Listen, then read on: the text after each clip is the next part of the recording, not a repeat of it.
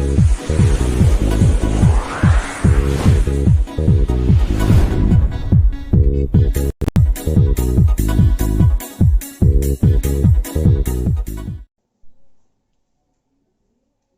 Friends, स्वागत है आपका बाबल क्लासेस के online channel study with Baba sir. देखिए दोस्तों, अपने पॉलिटिकल साइंस की क्लास चल रही थी जिसके अंदर अपने 10 लेक्चर कंप्लीट हो चुके हैं। आज का अपना 11वां लेक्चर है जिसके अंदर अपन टॉपिक पढ़ने वाले हैं। वो पढ़ने वाले भारत का जो संविधान है उसके अंदर अनुसूची शेड्यूल्स कितने हैं उसके अंदर, और वहां से सीधा सीधा अपने एग्जाम के अंदर क्वेश्चन पूछा जाता है। क्वेश्चन किस प्रकार का पूछा जाता है वो भी अपन देखेंगे। उससे पहले दोस्तों बताऊं, अगर आपने चैनल को अभी तक सब्सक्राइब नहीं किया है तो आप चैनल को सब्सक्राइब करें, एक दो वीडियो को पूरा देखें। आप क्वालिटी आपको अपने आप ही पता लग जाएगी, ठीक है। खुद पे खुद आपको आप दूसरे वीडियो भी देखें, आप कंपेयर। ऑनलाइन जो प्लेटफॉर्म है उसका सबसे बड़ा फायदा ये होता है कि आप यहां पर क्या कर सकते हो, आप इसको कंपेयर कर सकते हो दूसरे चैनल के साथ, दूसरे वीडियो के साथ। फिर आपको सेलेक्ट करना है खुद को कि आपके लिए कौन सा बेस्ट रहेगा। भाई कोचिंग के अंदर आप एक कोचिंग एडमिशन ले लिया तो ले लिया, उसकी फीस जमा होगी, आपकी मजबूरी होगी कि वो आपको पढ़ना है। लेकिन यहां पर ऐसा कुछ सिस्टम है नहीं। एक दो वीडियो देखो, अगर आपको अच्छा लगे तो आप उसको सब्सक्राइब करें। नीचे लाइक का बटन दिया हुआ उसको दबाएं, बेल आइकन अवश्य दबाएं ताकि जैसे ही नया वीडियो है आपको उसका नोटिफिकेशन मिल सके और आप तुरंत कहीं पे भी हो, भले आप काम कर रहे हो कुछ, या आप बाहर घूम रहे हो या आप बस में कहीं सफर कर रहे हो, तो आपको उसका नोटिफिकेशन मिले और आप उस चीज का तुरंत फायदा ले सके। या कोई भी न्यूज हो, अपने एग्जाम रिलेटेड न्यूज हो या कोई भी और न्यूज हो, अदर न्यूज हो, सारी की सारी चैनल पे अपडेट होती है, तो उसका फायदा आपको मिलेगा। दोस्तों चैनल को सब्सक्राइब करना, देखो सब्सक्राइब अभी हमारा ऐसा कोई, मैंने कहा नो प्रॉफिट नो लॉस वाले सिस्टम पे चल रहा है, ठीक है। उसी बेसिस पे सब्सक्राइब कर दो। इसमें हमारा कोई इतना फायदा नहीं है, आप समझ रहे हो कि सब्सक्राइब करने से पैसे पैसे कुछ नहीं मिलते हैं, बस ये छोटा सा आपकी तरफ से हमारे लिए योगदान है। हम आपके लिए इतना कुछ कर रहे हैं, हमारी तरफ से आपको इतना योगदान दे रहे हैं, तो आपकी तरफ से हमारा ये योगदान है। कहते हैं ना फ्री में कुछ, स्वाभिमानी आदमी होता है फ्री में कुछ नहीं लेता है, ठीक है। तो आपका योगदान ये रहेगा कि आप बस बेल आइकन को दबा दे और सब्सक्राइबर वाले बटन, लाल लाल बटन दिख रहा है उसको दबा दो, सब्सक्राइब लिखा हुआ, ठीक है। अपन बढ़ जाते हैं भारत की अनुसूची। देखिए दोस्तों, भारतीय संविधान की अनुसूची, शेड्यूल्स ऑफ इंडियन कॉन्स्टिट्यूशन। दोस्तों देखिए, अनुसूचियां जो है, अनुसूचियां सबसे पहले तो क्वेश्चन जो सिंपल सा क्वेश्चन पूछा जाता है कि भारत का जो संविधान था उसमें मूल संविधान में कितनी अनुसूचियां थी। तो दोस्तों याद रखना 8। वर्तमान में कितनी है, ये तो मूल संविधान में थी और वर्तमान में कितनी है 12। इसका मतलब है कि 4 जो है वो बाद में जोड़ी गई थी। कौन कौन सी जोड़ी गई थी, किस प्रकार जोड़ी गई थी, क्यों जोड़ी गई थी, वो सारी सारी चीजें अपन देखेंगे। दूसरी बात जो दोस्तों याद रखना, पहली बात तो याद रखनी, दूसरी बात आपको याद रखनी है कि जो अनुसूचियां होती है अपनी, जो शेड्यूल्स होती है, इनमें कोई पावर नहीं होती, ठीक है। इनमें कोई पावर नहीं होती है। एक्चुअल जो पावर होती है संविधान की, एक्चुअल पावर अगर पूछ ले तो वो किसके अंदर होती है दोस्तों, वो होती है अपने आर्टिकल्स के अंदर। जो अनुच्छेद है ना उसके अंदर, इसके अंदर तो भाग, ना ही तो भाग के अंदर होती है और ना ही किसके अंदर होती है, अपने अनुसूचियों के अंदर होती है। अनुसूची बस जस्ट अपन देखा मूल संविधान में 395 आर्टिकल, जो शेड्यूल थी अपनी 8 और भाग थे वो 22, ठीक है। तो दोस्तों जो मूल कहानी है, जो मेन पावर होती है किसके अंदर होती है, अपने आर्टिकल के अंदर होती है। शेड्यूल 8 थी, 4 बाद में जोड़ दी गई, कितनी हो गई 12 हो गई। इसमें बस कुछ एक चीजें दी गई, इंपॉर्टेंट चीजें दी गई है, ठीक है, जो कि अपने को पढ़नी है। और जब जैसे जैसे शेड्यूल पढ़ोगे तो आपको चीजें समझ में आती जाएगी कि इसके अंदर क्या है। तो यहां तक आपको याद रखने वाली चीज क्या है कि अनुसूची मूल संविधान में कितनी थी 8, बाद में कितनी जोड़ी गई 4। अब देखिए अनुसूची को याद रखने के लिए मैं आपको कोई ट्रिक नहीं बताने वाला हूं। उसके बावजूद आपको क्लास अगर सीरियसली आप लेते हो तो ये 40-45 मिनट की क्लास पूरी होने के बाद अनुसूचियां आपको मुंह पे ऐसे कैसे रट जाएगी। रात को नींद में से उठा के बोलेंगे अनुसूची 8 में क्या है, तुरंत मुंह से वही चीज आएगी जो है, ठीक है। देखिए कैसे, पहली जो अनुसूची है दोस्तों, प्रथम अनुसूची,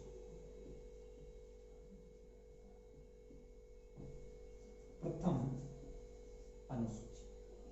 देखिए इसमें बात किसकी कर रहे हैं दोस्तों, भारत की बात कर रहे हैं। भाई अनुसूची किसकी, भारतीय संविधान की है ना, तो बस प्रथम अनुसूची में वही दिया हुआ है, ठीक है। क्या दिया हुआ है, भारत संघ और उसकी इकाई, या इसी में आप कह सकते हो जो न्यायिक क्षेत्र है वो न्यायिक क्षेत्र, यानी कि भारत में जैसे अपन देखेंगे आगे पढ़ेंगे तब देखेंगे भाई समुद्री सीमा से इतने माइल तक भारत का जो न्यायिक क्षेत्र है वही लगेगा।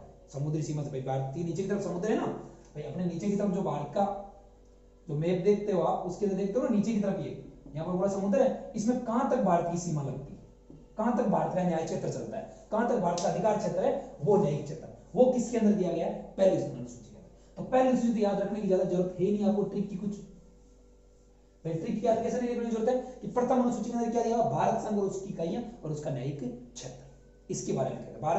भारत संघ के अंदर कितने 28 स्टेट्स 9 यूनियन टेरिटरीज, और ये चीज किसके अंदर की गई, फिर से आर्टिकल 1 के अंदर की गई, ये यूनियन टेरिटरीज यानी केंद्र शासित प्रदेश है, ये क्या है, केंद्र शासित प्रदेश, केंद्र शासित प्रदेश। कई जगह आपको 8 दिए मिलेंगे, 8 नहीं दोस्तों पहले 7 थे, 2 बनाए गए, एक स्टेट था जम्मू कश्मीर, उसको तोड़कर जम्मू और लद्दाख 2 बनाए गए थे, ठीक है। अच्छा यहां पे याद कर लो, क्या पता उसको पूछ ले आपको तो याद रख लेना कि जम्मू कश्मीर के जो राज्य उपराज्यपाल बनाए गए थे वो बनाए गए थे गिरीश चंद्र मुर्मू, और अपने जो लद्दाख है उसके उपराज्यपाल बनाए गए थे राधा कृष्ण माथुर, RK माथुर। ये 2 उपराज्यपाल पूछने की ज्यादा चांसेस क्यों होते हैं, तो उपराज्यपाल पूछता है अपने को दिल्ली का, ठीक है, तो ज्यादा सुर्खियों में रहती है अपने केंद्र शासित प्रदेश जो अपने राष्ट्रीय राजधानी है, या तो पूछता है उसका, और या पूछता है फिर ये नहीं बनी, ये 2 इस कारण का बोल। जम्मू कश्मीर कौन है, गिरीश चंद्र मुर्मू, और लद्दाख कौन है, RK माथुर, राधा कृष्ण माथुर। एक चीज ध्यान रखना दोस्तों, जो ये ध्यान रख लो आप, हालांकि बाद में और डिटेल में डिस्कस कर लेंगे अपन, कि जितने भी केंद्र शासित प्रदेश होते हैं ना, राज्यपाल नहीं बैठता, वहां कौन बैठता है, उपराज्यपाल बैठता है, वहां कौन बैठता है, उपराज्यपाल बैठता है। और जितने भी स्टेट होते हैं वहां कौन बैठता है, राज्यपाल, वहां गवर्नर बैठता है। याद रहेगा आपको, डेप्यूटी गवर्नर बैठता है और यहाँ पर गवर्नर बैठता है, उपराज्यपाल बैठता है, और स्टेट के अंदर कौन बैठता है, राज्यपाल बैठता है। और ये दोनों बता दिए मैंने आपको कि 2 नहीं, क्वेश्चन पूछा जाता है कि 2 नहीं यूनियन टेरिटरीज कौन सी स्थित है, आइए तो दोस्तों 31 अक्टूबर, ये शेड्यूल 1 की बात नहीं कर रहा हूं मैं, ध्यान रखना, एक्स्ट्रा इंफॉर्मेशन दे रहा हूं। 31 अक्टूबर 2019 को 2 नई जो यूनियन टेरिटरीज बनी थी, वो एक तो कौन बनी थी, JNK और एक लद्दाख। कब से, जब से आर्टिकल जो 370 है अनुच्छेद संविधान का 395, उसमें अनुच्छेद 370 उसको रिवोक कर लिया गया, यानी उसको हटा दिया गया। कहां से, जम्मू से। ये खूब सुर्खियों में चला था, इसका आपको पता होगा, ठीक है, नहीं होगा तो एक आर्टिकल पे क्लास ले लेंगे, आपको कमेंट बॉक्स में बता देना अगर इसमें कुछ पूछना हो आपको आर्टिकल में 370 के। तो पहली अनुसूची में तो भाई अनुसूची किसकी पढ़ रहे हैं, भारतीय संविधान की, तो क्या होगा पहले अनुसूची में, भारत संघ और उसकी इकाइयां और न्यायिक क्षेत्र, किसके अंदर, प्रथम अनुसूची के अंदर। अब आ जाओ दोस्तों दूसरी अनुसूची,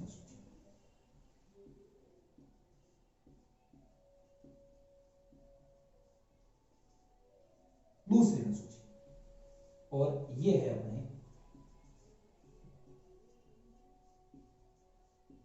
तीसरी अनुसूची। दूसरी तीसरी आपको साथ में याद रखनी। एक बात बताओ भाई आपको, अगर आपको एक आदमी कहे कि पहले तो खा सौगंध, पहले तो क्या खा सौगंध, अरे शपथ जो तुम कहते हो मैं कसम खा रहा हूं, वो कसम, पहले तो खा गया सौगंध शपथ और फिर ले पैसे, या पहले पैसे ले ले फिर खा जा सौगंध, बोलो कौन सा चूज करोगे। ऑब्वियस सी बात है, मेरे को पता है मनी माइंडेड लोग आप, दिमाग में आपके मनी मनी चलती है, तो पहले क्या बोलोगे आप, पैसे दे दे भाई, और शपथ बाद में दिला देना।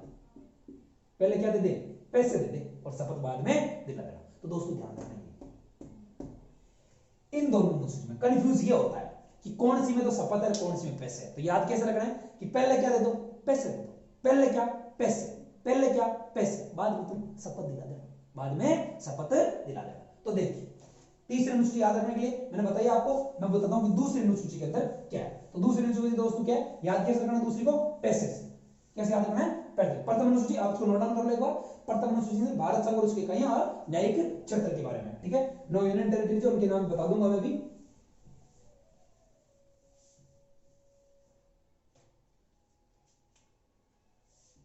दूसरी अनुसूची देखिए, दूसरी अनुसूची में क्या दोस्तों,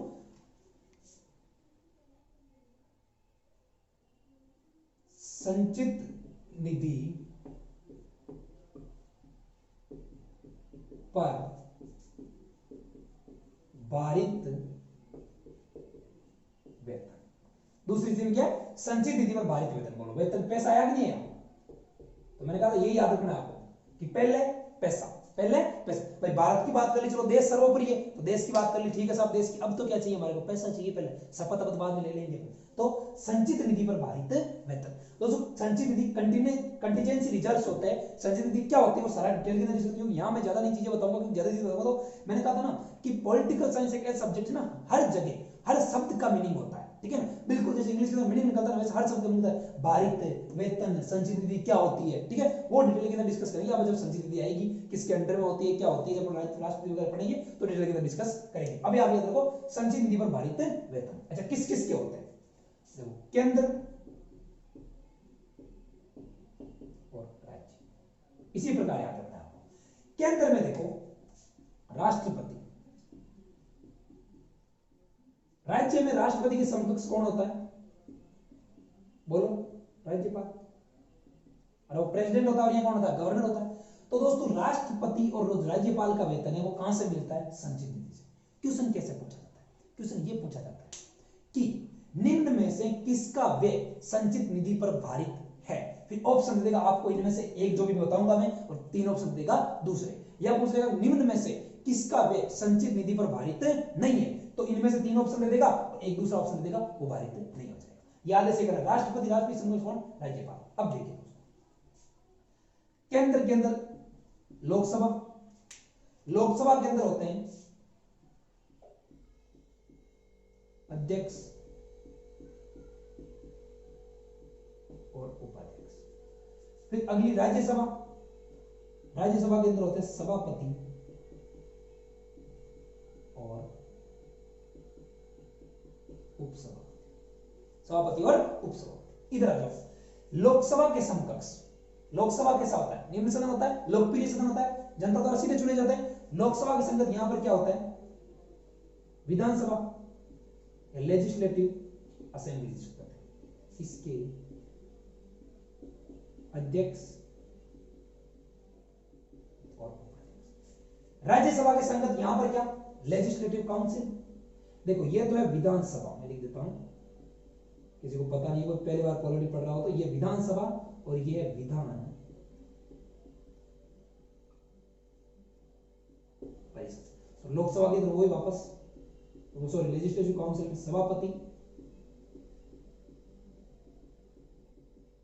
उपसभापति, अध्यक्ष को स्पीकर, इसको डेप्यूटी स्पीकर कहते हैं, ठीक है, ध्यान रहेगा आपको। तो ये हो गया दोस्तों। फिर इधर देखो हाई कोर्ट, सॉरी इधर तो सुप्रीम कोर्ट आएगा,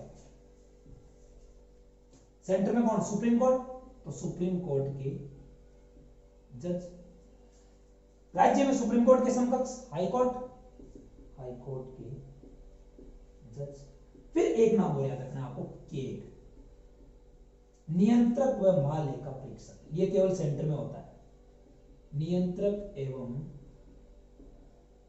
महालेखा परीक्षक। आजकल दोस्तों वो क्वेश्चन पुराने हो गए जो पूछा था राष्ट्रपति को वेतन कितना मिलता है, 1.5 लाख की 2.5 लाख, कोई नहीं पूछता आजकल 1.5 लाख 2.5 लाख, ठीक है ना। वो क्वेश्चन पुराने, आजकल क्वेश्चन इस प्रकार से पूछा जाता है कि निम्न में से किसका जो है वे है वो संचित निधि पर भारित नहीं है। ऑप्शन क्या देगा आपको, ऑप्शन देगा मुख्यमंत्री। ऑप्शन क्या देगा, मुख्यमंत्री। और फिर 3 तो इनमें से दे देगा, एक मुख्यमंत्री दे देगा या फिर प्रधानमंत्री दे देगा, और पूछेगा कि किसका वे नहीं। तो दोस्तों ये ध्यान रखना है आपको कि दूसरी अनुसूची के अंदर क्या दिए गए कि संचित निधि पर भारित वेतन, दूसरे के अंदर पैसे, संचित निधि से, यानी कि संचित निधि से पैसा किस किस को या वेतन किस किस को मिलेगा, तो इन्हीं लोगों को मिलेगा। केंद्र में तो राष्ट्रपति, लोकसभा का अध्यक्ष और उपाध्यक्ष, राज्यसभा का सभापति और उपसभापति, सुप्रीम कोर्ट के जज और केग। और राज्य में राज्यपाल, विधानसभा का अध्यक्ष और उपाध्यक्ष, विधान परिषद का सभापति और उपसभापति। हालांकि विधान परिषद जो दोस्तों सारे के सारे राज्यों के अंदर नहीं है, विधान परिषद सारे के सारे राज्यों के अंदर नहीं है, ठीक है। अब पढ़ेंगे जब स्टेट वाली जो गवर्नमेंट आएगी पढ़ेंगे उसके अंदर विधान परिषद क्या होती है। अभी केवल याद रखो आप कि जिस प्रकार यहां पर 2 सदन होते हैं, केंद्र के अंदर 2 सदन, बाइकैमरल सिस्टम था, द्विसदनीय व्यवस्था, तो केंद्र के अंदर 2 सदन, और कहां से ली गई थी, 1935 के एक्ट से। तो लोकसभा राज्यसभा जिस प्रकार 2 सदन होते हैं केंद्र में, ठीक उसी प्रकार राज्य में भी 2 सदन होते हैं, लेजिस्लेटिव असेंबली और लेजिस्लेटिव काउंसिल, विधानसभा और विधान परिषद। याद रहेगी यहां तक की चीजें, ठीक है। तो ये हो जाएगा, फिर ये हो जाएगा हाईकोर्ट के जज, ठीक है। तो यहां तक एक बार आप इसको नोट डाउन करो अच्छे से। फिर अपन देखते हैं तीसरी अनुसूची। तो दोस्तों यहां तक आपको दूसरी अनुसूची क्लियर है, ठीक है। अब बढ़ जाते हैं अपन तीसरी अनुसूची की ओर। पहले अनुसूची में बोलो राजी। दोस्तों मैं फिर आपको बार बार कह रहा हूं कि हर जगह हर बात पे आप ट्रिक के लिए मत रहो। अगर ट्रिक के लिए रहोगे तो आपको आदत, देखो बैसाखियों के सारे आदत चलने पड़ जाएगी ना तो आप मंजिल तक नहीं पहुंच पाओगे। अगर आपको मंजिल तक पहुंचना है तो अपने खुद के दम पर, खुद के दिमाग के दम पर आपको चलना होगा। ठीक है, अब देखिए अपन बढ़ते हैं तीसरी अनुसूची पर। यहां तक क्लियर है आपको? सारी चीजें याद रह जाएंगी किस किस को मिलते हैं? देखो सिंपल सिंपल चीज याद रखो, लोकसभा राज्यसभा याद रखो, सुप्रीम कोर्ट याद रखो, राष्ट्रपति राज्यपाल याद रखो, केग याद रखो, बस होगी दूसरी अनुसूची। अब देखिए दोस्तों, मैंने कहा दूसरी अनुसूची में पैसा दे दिया, अब आ जाओ शपथ ले लो। क्या कर दो? शपथ ले लो। तो दोस्तों तीसरी अनुसूची के अंदर थर्ड जो शेड्यूल्स है, तीसरी अनुसूची के अंदर दिया गया है हमें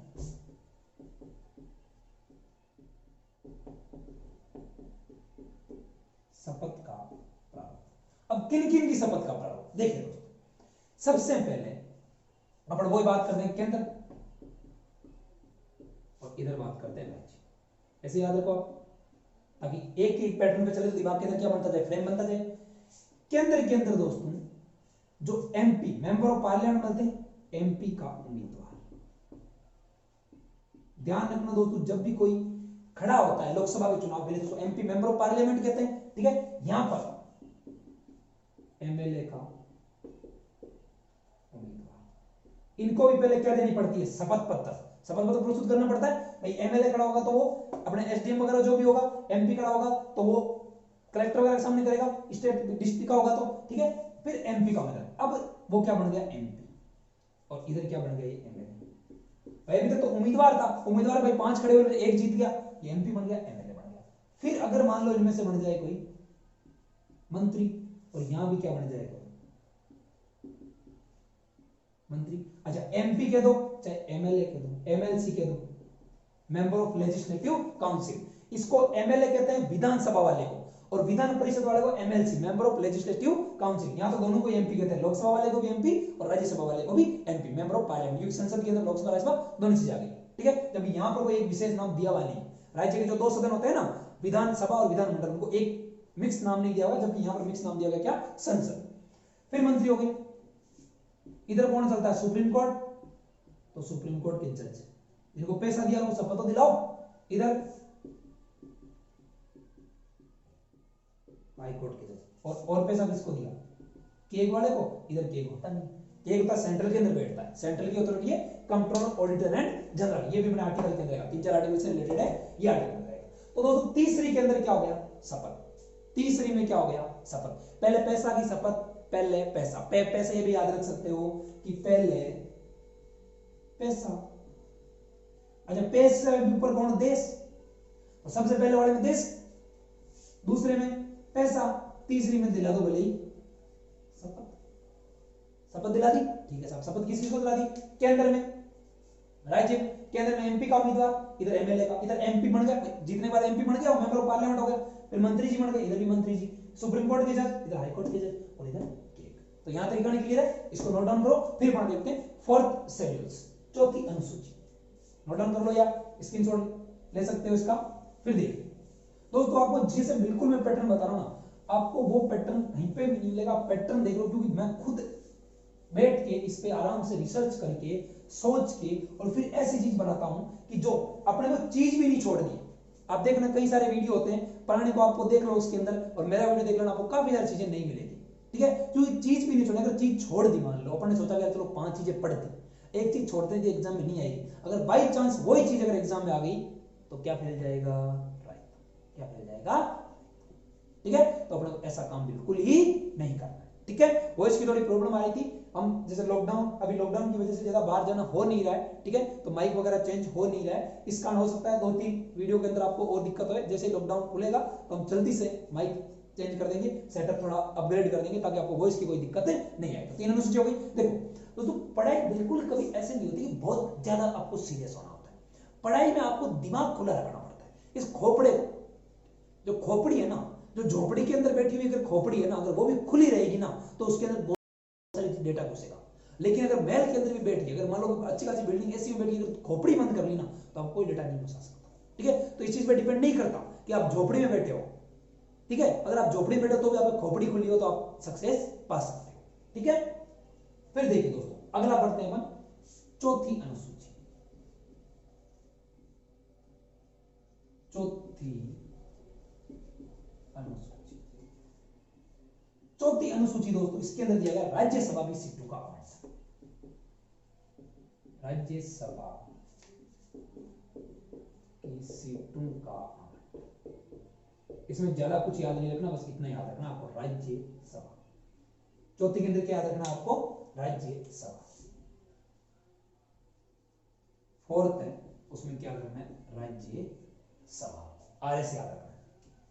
फोर्थ के अंदर क्या रखना है, राज्यसभा। अब देखिए दोस्तों कि इसके बारे में थोड़ी सी चीजें सुन लो कि चूंकि अपन जानते हैं भारत में संघात्मक शासन है, संघात्मक शासन है तो सारे के सारे राज्यों को केंद्र में क्या मिलना चाहिए, समान प्रतिनिधित्व मिलना चाहिए। लेकिन दोस्तों ऐसा नहीं होता है। जो केंद्र के अंदर, सेंटर के अंदर, यानी कि जो संसद के अंदर एक सदन होता है राज्यसभा, दो सदन होते हैं, लोकसभा और राज्यसभा। राज्यसभा में दोस्तों जो सारे के सारे राज्य है ना, उन सारे राज्यों को समान प्रतिनिधित्व है नहीं। ये भी क्वेश्चन पूछा जाता है कई बार, जब टेक्निकल क्वेश्चन घुसाना होता है ना एग्जामिनर को, तो यही घुसाता है। आरएस के मैथ्स प्री वगैरह होते हैं ना, जो ऑब्जेक्टिव पेपर होते हैं प्री, ठीक है, उसमें से क्वेश्चन पूछता है कि क्या निम्न में से कौन सा कथन सही है। कथन देगा 4, अगर एक भी आपको गलत, नीचे ऑप्शन देगा A B, A B C, A B D, कर ले। अगर एक भी आपको पता नहीं हो ना तो आप उसका आंसर नहीं दे पाओगे। पता लगा आपको ए बी सी 3 तो पता थे कि सही थे, ऑप्शन में ए बी सी डी भी दिया हुआ है, ठीक है, तो आपको मामला खराब हो सकता है। इस कारण आपको सारी चीज याद रखनी है कि सारे राज्यों को समान प्रतिनिधित्व नहीं है किसके अंदर, राज्यसभा के अंदर। अच्छा, समान प्रतिनिधित्व नहीं है तो क्या है, आप पूछो सब तो क्या है, तो दोस्तों इनको जो प्रतिनिधित्व दिया गया है वो दिया गया है जनसंख्या के आधार पर। किसके आधार पर दिया गया है, जनसंख्या के आधार पर। प्रति 50 लाख जो जनसंख्या उस पर एक एमपी, राज्यसभा का एक एमपी। फिर इसके आगे प्रति 20 लाख पर एक और। जैसे मान लो किसी जगह, किसी डिस्ट्रिक्ट की अगर जनसंख्या है मान लो कि, ठीक है, ऐसे लो 90 लाख है, कितनी जनसंख्या 90 लाख है, तो 50 लाख के हिसाब से एक हो गया शुरू वाले पे, फिर अगले 20 पे एक और हो गया तो 2 हो गए, फिर अगले 20 पे एक और हो गया, 3 हो गए। अगर इसकी जनसंख्या मान लो 95 लाख है, ठीक है, तो इसके अंदर कितने, उस राज्य के अंदर कितने एमपी होंगे, तो भी एक एक एक, तो भी 3 है, ठीक है। अगर मान लो इसकी जनसंख्या 85 लाख जनसंख्या, फिर तो कितने होंगे, 2 ही होंगे। देखो 50 60 70, आगे वाला एक चाहिए, उसके लिए कितने होने चाहिए, 20 लाख जनसंख्या होनी चाहिए, 20 लाख नहीं है, 85 लाख है, तो कितने होंगे इसके लिए, 2 एमपी होंगे राज्यसभा, ठीक है। तो एमपी गणित इस प्रकार से होती है। फिर अपन जब राज्यसभा डिस्कस करेंगे, अपने आर्टिकल पढ़ेंगे, संसद वगैरह डिस्कस करेंगे, तो फिर मैं और आपको बता दूंगा। अभी आप जो इंपॉर्टेंट लाइन है वो याद रखना है कि चौथी अनुसूची के अंदर क्या दिया गया, राज्यसभा की सीटों का आवंटन। अच्छा, राज्यसभा की सीटों का आवंटन पूछा जाए कि क्या सभी राज्यों को राज्यसभा में समान प्रतिनिधित्व मिला हुआ है, तो नहीं मिला, समान प्रतिनिधित्व नहीं मिला हुआ। अच्छा, तो कैसे मिला हुआ है, तो जनसंख्या के आधार पर। कैसे मिला हुआ है, जनसंख्या के आधार पर। लोग तो क्या करते, चौथी अनुसूची पढ़ा के छोड़ देते, लेकिन आपको ये डिटेल साथ में ध्यान रखना। क्लियर है यहां तक? तो ये हो गई दोस्तों अपनी 4 अनुसूची, 4 अनुसूची। चौथी अनुसूची राज्यसभा संबंधित, 5वीं अनुसूची,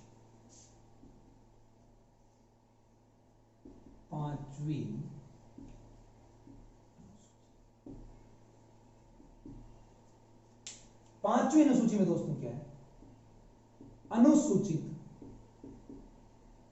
व जनजातीय, अनुसूचित व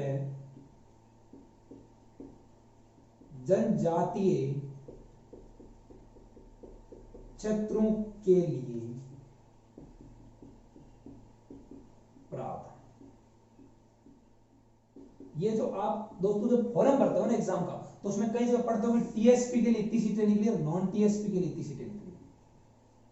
ये जो टीएसपी होता है ना दोस्तों, वो बड़ा एरिया, यानी कि कुछ क्षेत्र होते हैं। जैसे अगर मैं राजस्थान की बात करूं तो राजस्थान के डूंगरपुर, बांसवाड़ा, प्रतापगढ़, उधर वाले जो एरिया है, उन्हें कुछ एक एरिया को किसमें शामिल किया गया, किसके अंदर शामिल किया गया, अनुसूचित जनजातीय क्षेत्रों के अंदर, ठीक है। क्योंकि वहां पर जो है एसटी के लोग, एससी एसटी के लोग या फिर जनजातीय जो लोग हैं वो ज्यादा रहते हैं, और उनको बाकी के जो बाकी समाज है उसकी मुख्य धारा में लाने के लिए उनको क्या दिया गया, कुछ विशेष प्रावधान दिए गए। वो कौन सी अनुसूची के अंदर लिखे हुए हैं, 5वीं अनुसूची के अंदर क्या लिखे हुए, अनुसूचित जनजातीय क्षेत्रों के लिए विशेष प्रावधान। अच्छा, 6ठी अनुसूची,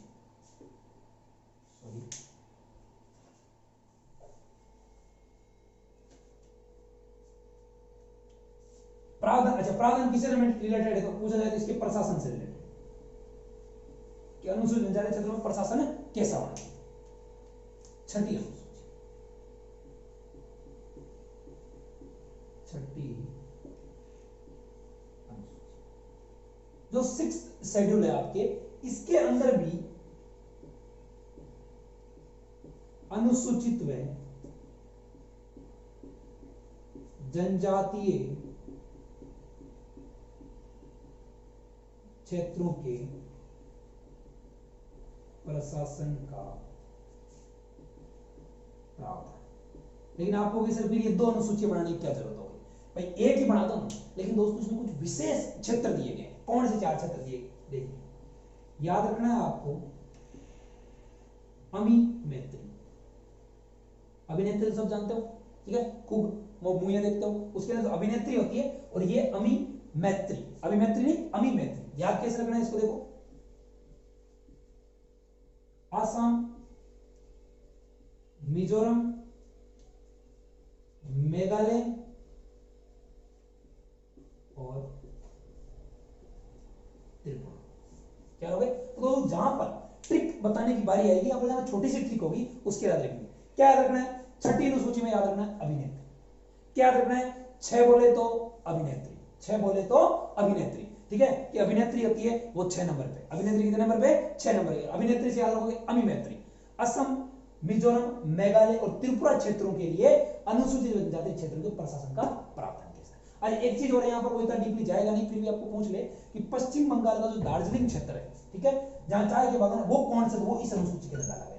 हालांकि इसमें कहीं पे भी पश्चिम बंगाल, वेस्ट बंगाल का नाम कहीं पे भी नहीं आ रहा है, लेकिन पश्चिम बंगाल का दार्जिलिंग क्षेत्र है, विशेष क्षेत्र, इसको भी इस अनुसूची के अंदर डाला गया। ये चीज आप ध्यान रखना, ठीक है। तो एक बार बता दूं मैं दोबारा से आपको, चौथी के अंदर राज्यसभा की सीटों का आवंटन।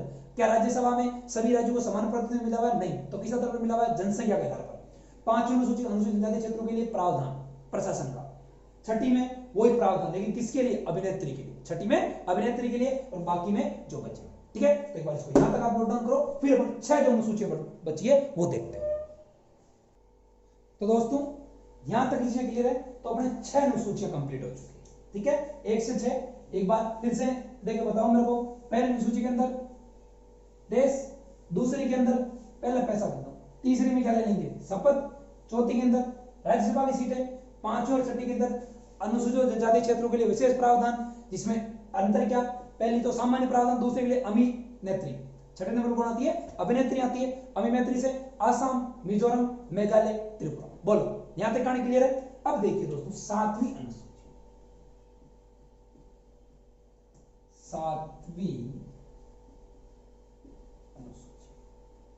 7वीं जो दोस्तों 7th शेड्यूल है, इसके अंदर देखो, आप याद रखो, पहले तो से याद रखो, इसके अंदर क्या है? सूचियां है। याद रखना तरीका क्या हो गया? सूची। वैसे इसमें एग्जैक्ट जो बात लिखी हुई है, क्या लिखी हुई है? संघ व राज्यों के बीच शक्ति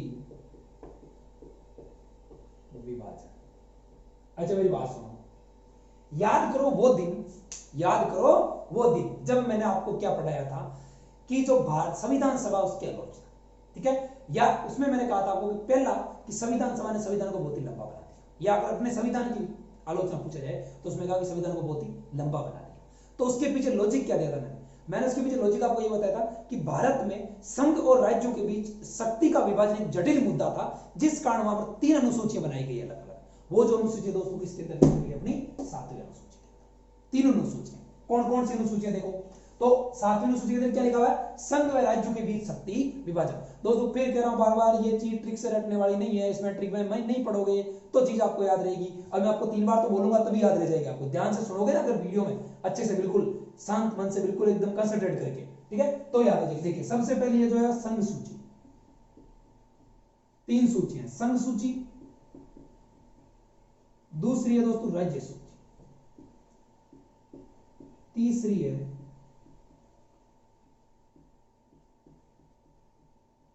समवर्ती सूची। संघ सूची, राज्य सूची और समवर्ती सूची। अच्छा, इस पर कानून कौन बनाएगा? इस पर केंद्र, इस पर राज्य और इस पर दोनों। याद करो, देखिए समवर्ती सूची का प्रावधान कहां से लिया गया था? मैंने आपको बताया था जब संविधान के स्रोत पढ़े हैं, ऑस्ट्रेलिया। बोलो ऑस्ट्रेलिया से लिया गया था नहीं लिया गया था? समवर्ती सूची का प्रबंध दोनों पढ़ा सकते हैं, ठीक है। इसमें कुछ निश्चित विषय रखे गए हैं। कितने विषय? प्रारंभ में अलग थे, अभी अलग है। प्रारंभ में विषय मैं बता दूं आपको कि विषय प्रारंभ में कितने रखे गए? तो प्रारंभ में विषय और वर्तमान में ये टेबल आपको खोपड़ी में रखनी है ऐसे कैसे। 3 प्रकार की सूचियां, संघ, राज्य और समवर्ती। केंद्र बना सकता है राज्य, राज्य नाम से स्पष्ट है। संघ मतलब केंद्र बनाएगा, राज्य मतलब राज्य इस पर क्या बनाएगा? कानून बनाएगा, और समवर्ती मतलब दोनों बनाएंगे, ठीक है। फिर प्रारंभ, प्रारंभ इसमें दोस्तों विषय थे 97, तो वर्तमान में क्या हो गया भाई? 100। प्रारंभ में संघ सूची को कितने विषय दिए गए थे बनाने के लिए? 97। अभी क्या हो गया? 100।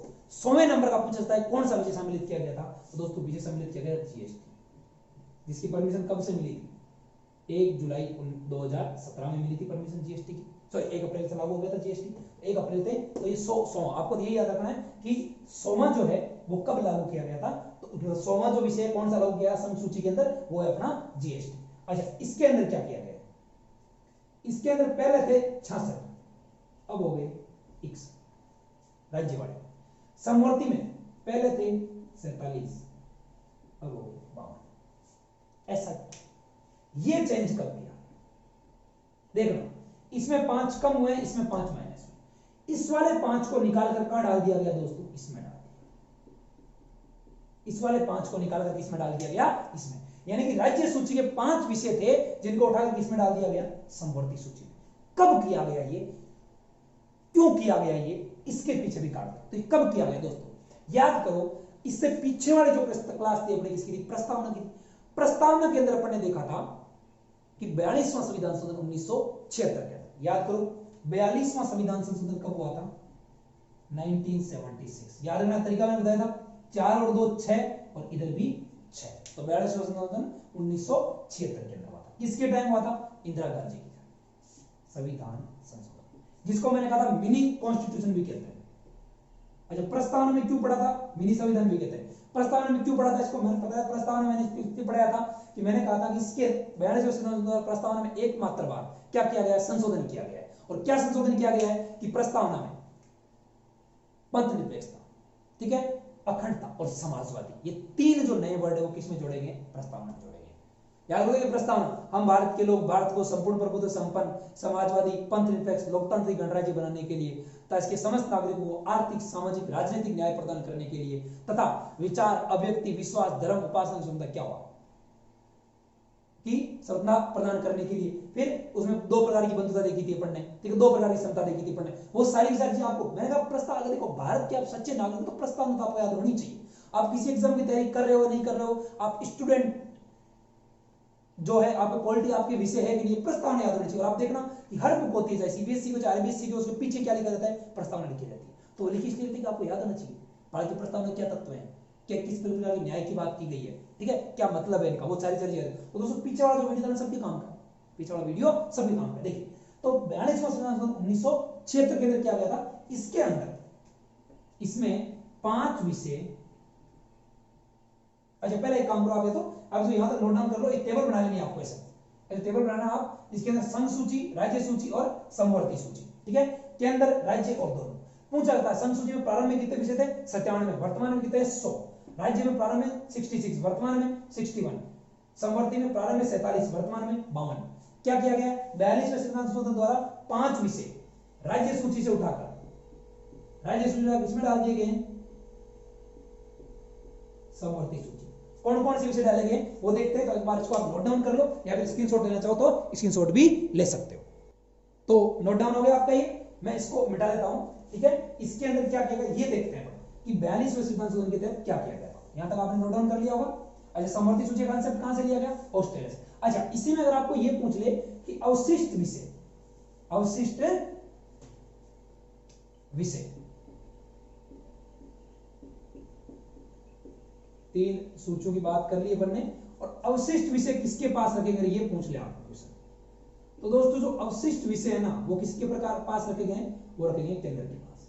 अवशिष्ट का मतलब क्या हुआ कि वो विषय जो ना तो संघ सूची में नहीं रखे गए, ना राज्य सूची में रखे गए, ना ही समवर्ती सूची के अंदर रखे गए, उनको कहां रख दिया गया है? उनको केंद्र को याद करो। वहां पर किसके पास थे विशिष्ट विषय? 1935 एक्ट में पढ़ा था, विषय किसके पास रखे थे? वायसराय के पास। किसके पास रखे थे? वायसराय के पास। और यहाँ किसके पास रखे? केंद्र के पास। एक बार विषय बता दो, देखिए 97 और अब हो गए 100 संघ वाली में। राज्य वाली में घटा के 66 से 61 और इसमें बढ़ा के 47 से 52। अब देखिए क्या गया दोस्तों, 42वां संविधान संशोधन 1976। ठीक है, क्या किया गया इसमें कि राज्य सूची के 5 विषय, राज्य सूची के 5 विषय किसमें जोड़े? समवर्ती सूची में जोड़े। कौन कौन से?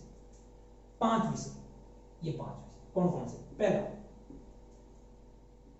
वन, दूसरा वन्य से रिलेटेड है तो वन्य जीव, तीसरा नाप तोल के मात्रक, चौथा जनसंख्या नियंत्रण व परिवार नियोजन, और पांचवा न्यायिक प्रशासन। ये दोस्तों 5 है। कई बार क्वेश्चन पूछ सकता है आपको कि निम्न में से कौन सा विषय जो था वो 42वें संविधान संशोधन के द्वारा राज्य सूची से निकालकर समवर्ती सूची में जोड़ दिया गया।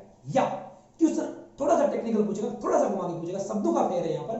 क्वेश्चन पूछेगा निम्न में से कौन सा विषय समवर्ती सूची के अंदर नहीं है? 3 इनमें से दे देगा, एक कोई दूसरा। या निम्न में से कौन सा विषय समवर्ती सूची के अंदर है?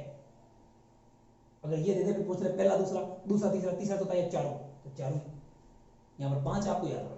बोलो क्या क्या है? वन, वन्य जीव, 2 तो याद रह जाएंगे वन से। फिर नापतोल के मात्रक, और नापतोल की रखोगे जनसंख्या वगैरह रखना है। नापतोल रखना, जनसंख्या पर क्या हो जाएगा? नियंत्रण, और जनसंख्या पर नियंत्रण करोगे तो परिवार अपने आप ही नियोजित हो जाएगा। और न्यायिक प्रशासन, न्याय हो जाएगा। न्याय कैसे हो जाएगा? सबके साथ न्याय हो जाएगा ना भाई। जनसंख्या नियंत्रित रहेगी, नापतोल रखोगे तो न्याय हो जाएगा। तो नापतोल की क्या करना है? न्याय करना है सबके साथ, और जनसंख्या क्या रखना है? नियंत्रण। इसको याद ऐसे करो। कैसे याद रखोगे? वन, वन्य जीव, नापतोल की क्या करना है? न्याय करना है, और जनसंख्या क्या करना है? नियंत्रण और परिवार नियोजन। तो दोस्तों ये हो गई अपने 7 अनुसूची। अच्छा एक याद है, मैं याद हूं चौथी जो अनुसूची उसके अंदर बड़ा राज्यसभा की सीटों का आवंटन, तो उसके अंदर दोस्तों पूछा जाए कि जनसंख्या, हालांकि वो आगे आएगा तो बता दूंगा कि जनसंख्या कब की ली जाती है। तो दोस्तों 1971 का जो दशक है ना, उसकी जनसंख्या ली जाती है। 1971 का दशक है जो, उनकी जनसंख्या ली जाती है। तो दोस्तों जो आज की क्लास थी इसको अपन यही ओवर करते हैं, क्योंकि ज्यादा लंबी क्लास अगर लूंगा तो पूरी अनुसूची पढ़ाऊंगा तो 5 अनुसूची और बची हुई है, पूरी अनुसूची पढ़ाऊंगा तो क्लास 1 घंटे से बाहर चल जाएगी। ठीक है, तो फिर ज्यादा पोस्टपोन होने लग जाएगा मामला, इसलिए आपकी क्लास को यही स्टॉप करते हैं। आगे वाली क्लास में आते 1 से 7 तक मैं रिवीजन कराऊंगा आपको 5 मिनट 2 मिनट के अंदर, और फिर अपन आगे बढ़ जाएंगे। तो अपने पास बची 8वीं अनुसूची। अच्छा तो मूल संविधान में कितनी अनुसूचियां? 8। वर्तमान में कितनी? 12। 4 नहीं जोड़ी गई। कब कब जोड़ी गई? कौन से संविधान संशोधन जोड़ी गई? क्या क्या प्रावधान थे? इंपॉर्टेंट, और उनमें से क्वेश्चन पूछा जाता है उसमें 9वीं और 10वीं तो वेरी वेरी इंपॉर्टेंट है, और 11वीं और 12वीं भी very very very very important है। ठीक है, तो वो अनुसूची अपन पढ़ेंगे अगली क्लास में। तो आज के लिए इतना ही करते हैं। आज के लिए अपने 7 अनुसूची पढ़ी आज की क्लास में। ठीक है दोस्तों, तो होप सो आपको चीजें समझ में आई होगी। चीजें अगर चीजें समझ में आ रही है तो आप चैनल को सब्सक्राइब करो, अपने दोस्तों के साथ शेयर करो, और तो लास्ट में मैं ज्ञान देता हूं दोस्तों ध्यान रखना कि जितनी मेहनत आपकी कड़ी होगी और जितनी आप मेहनत करोगे ना, उतनी ही आपको सफलता बड़ी मिलेगी, और उतनी ही सफलता मिलने का आपको मजा आएगा। ठीक है, तो अगर सोच बड़ी है अगर आपकी और आपका लक्ष्य बड़ा है तो आपको मेहनत भी उतनी ही ज्यादा करनी पड़ेगी। आप छोटी मेहनत या कम मेहनत से आप छोटा सा लक्ष्य प्राप्त कर सकते हो। ठीक है, अगर आपने ख्वाब ऊंचे देखे तो आपको उसके हिसाब से कीमत भी चुकानी पड़ेगी, अपना समय देना पड़ेगा, किताबों को समय देना पड़ेगा। ठीक है, यहां पर लेक्चर देखो, कोई दिक्कत हो आप डाउट हो, मैंने व्हाट्सएप नंबर वीडियो के पीछे ऐड कर रखे हैं, आप व्हाट्सएप नंबर देख के और मुझको मैसेज कर सकते हो। कोई भी दिक्कत हो, नोट्स से कोई भी चीज समझ में नहीं हो, कहीं पे वर्ड समझ में नहीं आ रहे आपको, या कोई बुक पढ़ रहे हो क्वेश्चन आपसे नहीं हो रहा है, तो आप बेहिचक मेरे को सेंड कर सकते हो, कोई आपत्ति। ठीक है दोस्तों, तो चैनल को सब्सक्राइब नहीं किया है तो सब्सक्राइब कर दें, शेयर कर दें, और घंटे का चिन्ह दबाना ना भूलें, ताकि जैसे ही आपको मैं वीडियो डालूं आप घंटा बजे और आपको बता दें कि हाँ वीडियो आ गया सर का, तो वीडियो देख लेते हैं। ठीक है बच्चों, आज क्लास यहीं ओवर करते हैं।